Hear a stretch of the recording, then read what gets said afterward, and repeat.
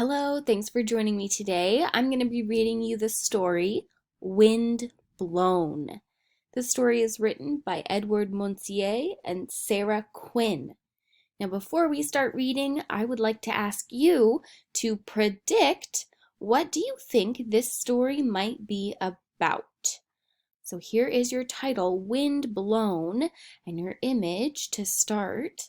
So what do you think this story might be about?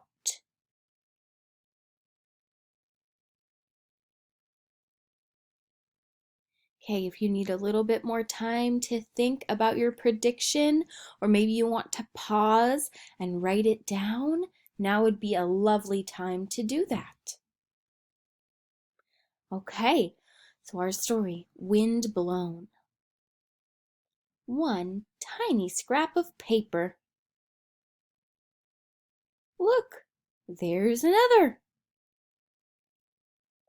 Now there are three. And now there are even more. Where did they come from?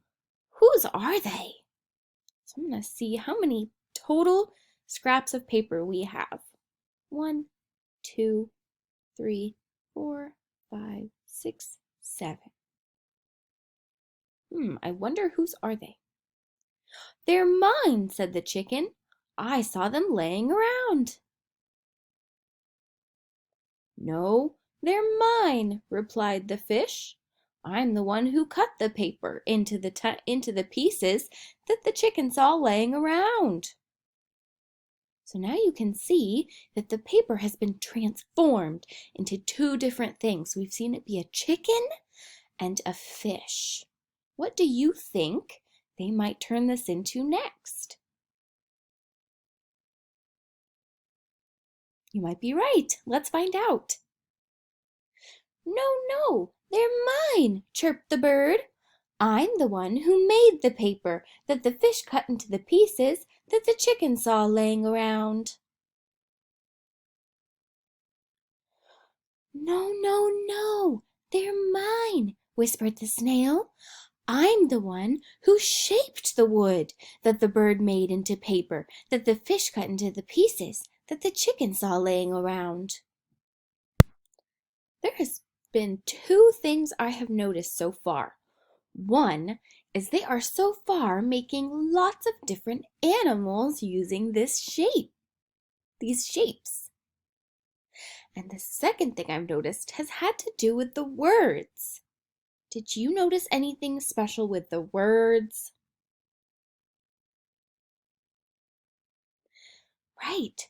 So the words in this story have been very repetitive, which means that I am seeing and reading a lot of the same words because they have continued to tell me what the animal has done, and then that the bird made it into paper, the fish cut it into pieces, and that the chicken saw it laying around. So they are continuing to use that pattern of language. I wonder if they will continue to the end of the story. Let's find out. No, they're mine, croaked the frog. I'm the one who found the tree shaped by the snail that the bird made into the paper that the fish cut into the pieces that the chicken saw laying around. Shh, said the wind. I blew and blew as hard as I might. I toppled the tree found by the frogs, shaped by the snail that the bird made into paper, that the fish cut into pieces, that the chicken saw laying around. And I'll blow and blow as hard as I can until all the tiny scraps of paper are high in the sky, or high in the air. Sorry. And with one last gust, I'll blow them over to you. They're yours now too. What will you do? So that's the end, but I'm going to turn back a page And I'm going to look. So here are all the scraps of paper that the wind has now blown to you. What do you think you would make or you could make using these shapes? Think about it, draw it, make them, explore these shapes and see what you can find. All right, thank you so much for joining me. If you have questions, let me know.